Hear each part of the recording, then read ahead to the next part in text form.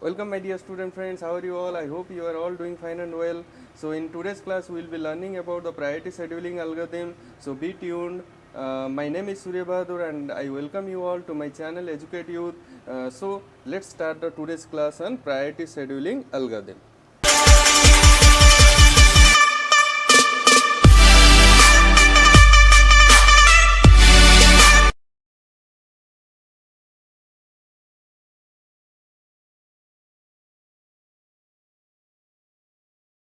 Welcome back. So today's topic is priority scheduling algorithm. So under the scheduling algorithm we are going to discuss the priority scheduling algorithm. So I have already covered your FCFS scheduling algorithm and also the SGF scheduling algorithm in your previous videos. Okay. So in today's topic we will be going for discussing the priority scheduling algorithm. So it is a very interesting scheduling algorithm. So listen it properly and try to understand the concept very clearly. Okay. So let us start.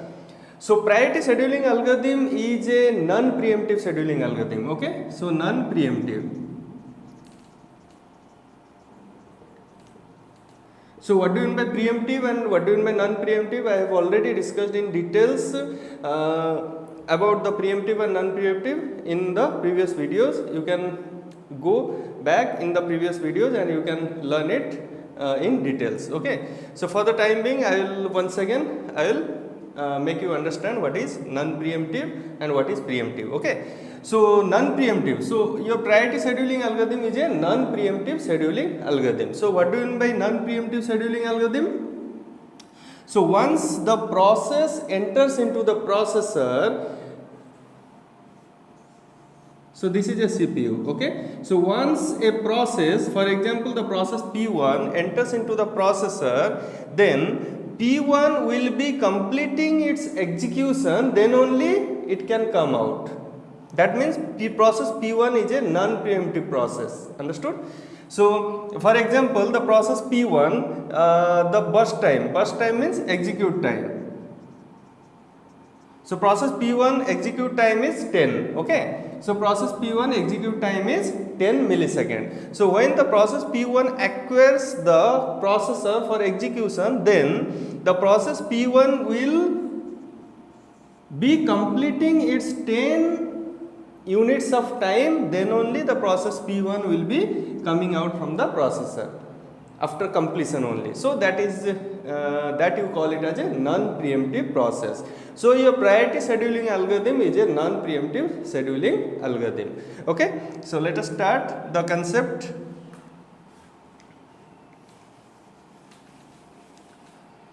So we are having here how many processes? We are having the 5 processes P1, P2, P3, P4 and P5, and the individual processes burst time or the execute time are 10, 1, 2, 1 and 5, and the priority of the individual processes. So the processes will follow the priority scheduling algorithm. Okay. So your priority scheduling algorithm will be implemented on the processes, right? So how it is going to implement, try to understand the concept very clearly. Okay. So we are having the 5 processes. So out of those 5 processes, right, so they are in the ready state and they want to acquire the processor for executing, right?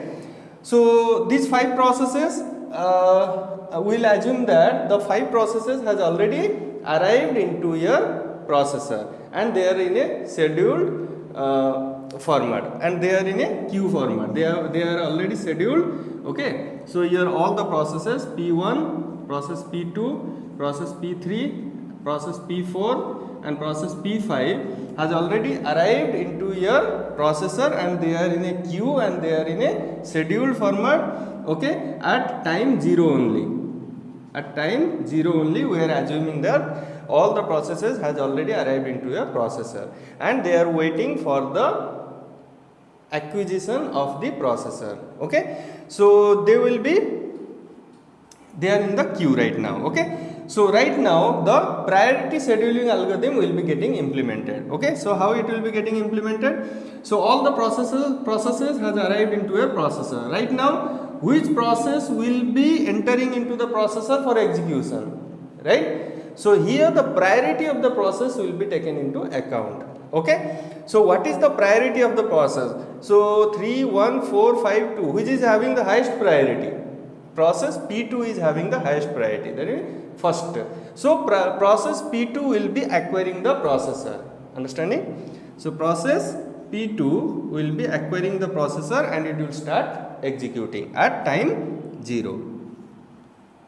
Right? So what is the total execution time for the process P2? Total execution time is 1 millisecond. So at 1 millisecond the process P2 will be completing its execution. Process P2 has completed its execution, right? So next, whose priority? Which process priority?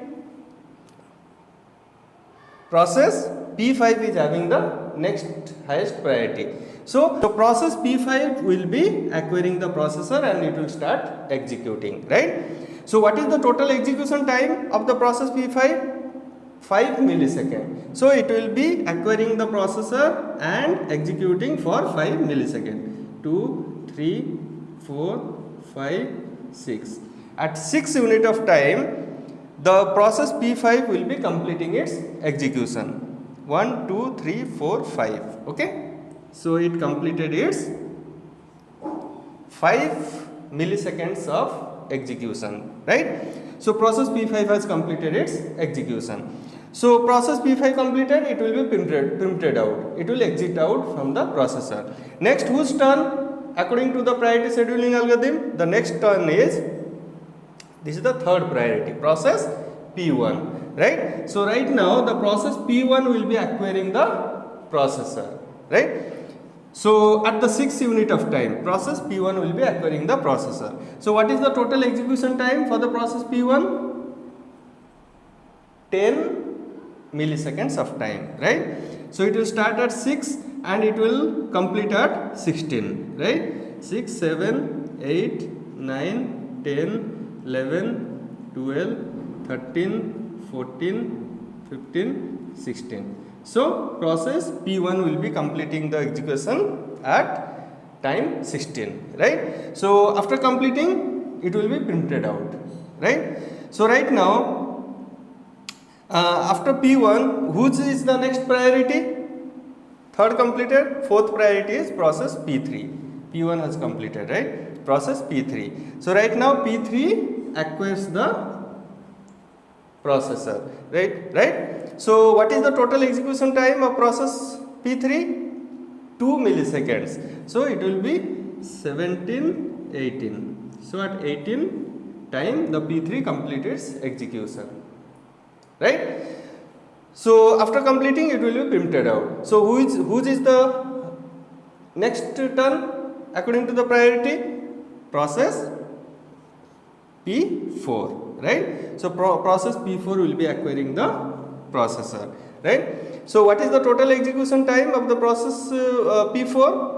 1 millisecond. So it will be taking 1 millisecond and it will be completing the execution at 19, right? So this is how the non-preemptive priority scheduling algorithm actually works, right?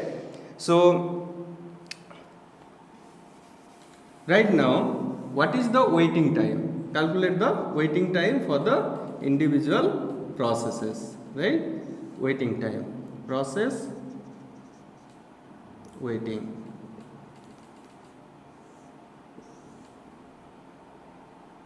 P1, P2, P3, P4, P5, okay, right? So what is the waiting time for the process P1? Process P1 acquired the processor at time 6.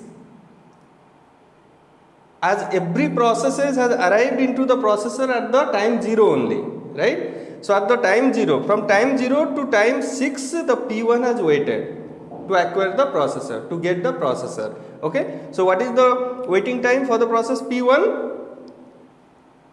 6 millisecond, right? Waiting time for process P1 is 6. So next, what is the waiting time for the process P2? Process P2 has acquired the processor in the beginning, as it was having the highest priority, right? So process P2 started at 0, completed at 1, because P2 execution time is 1 only. So P2 completed at 1. So what is the waiting time for P2? It started at 0 only, right? So no waiting time. So 0, right? So what is the waiting time for the process P3? P3 acquired the processor at 16 unit of time, right? So up to how much time the P3 has waited?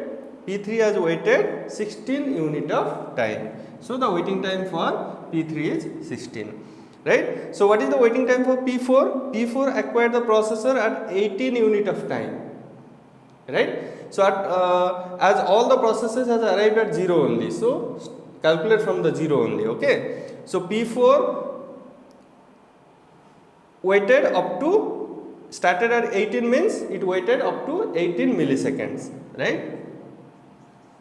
P4 18 milliseconds.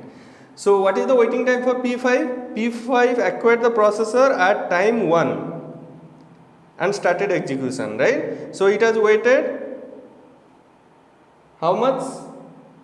1 unit of time, right? 1 unit of time the P5 waited, right? So right now what is the average waiting time? Average waiting time 6 plus 0 plus 16 plus 18 plus 1 divided by how many process? 5. Total process is 5, right? So how much it is coming?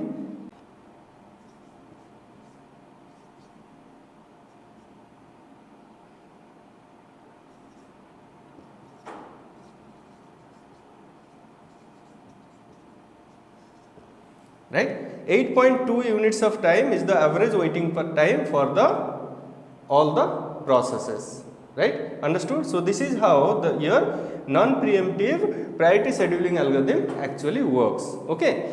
So here the non-preemptive priority scheduling algorithm are having many disadvantages. One of the most important disadvantage of the non-preemptive priority scheduling algorithm is the starvation problem. Starving problem. STARVATION. Starvation problem. Starvation problem means a particular process will be starving to acquire the processor. Understanding the point? So a particular process, see, starvation problem arises means a high priority process. For example, which one is the high priority process here in our example? So high priority process is P2, right? So for example, the process P2 is having the execution time of 1000 milliseconds, right?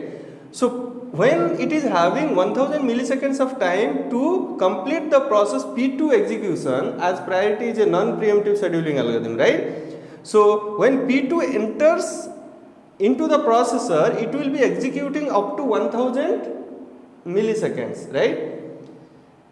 Right now, the low priority processes, for example, the process P4 is a low priority process, right? Its priority is 5. So low priority process will be going on waiting and waiting to acquire the processor. That means process P4 will be starving for the processor. As the high priority process has acquired the processor and it is for long period of time it is going on executing and it is not completing and not coming out from the processor. So by doing so, other low priority process will be starving for the processor to get execute. Okay, so the starvation problem arises here in the non-preemptive priority scheduling algorithm. So is there any solution? Yes, solution is there. So what is the solution? Solution is the aging. Age. You understand age? What is your age? Okay, so the aging is a technique implemented in a non-preemptive priority scheduling algorithm to solve the starvation problem. Okay, so how the aging technique actually works? The aging technique actually is given to the low priority process, right? It is given to the low priority process. That means certain time is being provided to the low priority process, so that the low priority process will be in a stepwise manner, it will increase its priority. It go on becoming elder and elder, aging. Okay? Elder and elder means what? It is just trying to increase its priority. For example, these 5 processes are there. Lot of processes will be entering into the processor to get execute. So, for example, process P6 is coming. Process P6, for example, it is having the priority 4, but your process P4 who is having the priority 5. So, another P6 process who is having the priority 4 will be acquiring the processor, because process P6 priority is more than the process P4. The P4 will be getting neglected because its priority is 5.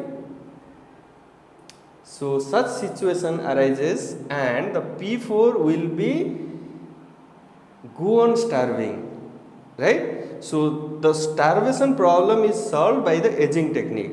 So, when the time elapses, goes more and more time will be moving forward, then the low priority process will be go on becoming, it will age and it will become from low priority to high priority. Certain time period will be provided, like some 15 minutes of time. After every 15 minutes, low priority process will be moving towards the high priority. So, after 15 minutes, it is moving to 4 priority. After 15 minutes, it will be moving to 3 priority. Likewise. Okay, this priority is getting increased, so that when other processes will be arriving into the processor and this process has aged and increased its priority, and other processes, for example, the P6 has arrived and its priority is 4. Right now the P4 has done the aging technique. According to aging technique, it has increased its priority, it has become 3. So, right now P6 whose priority is 4 will not be getting the processor, P4 will only get the processor. So, due to aging technique, P4 will be getting the processor. So, likewise, your starvation problem in non-preemptive priority scheduling algorithm is solved by using the aging technique. Okay. So, this is how your priority scheduling algorithm actually works. I hope you understood the priority scheduling algorithm concept in very clear manner. So, for today we will be stopping the class. We will be meeting in the next class with round robin scheduling algorithm. So, be tuned.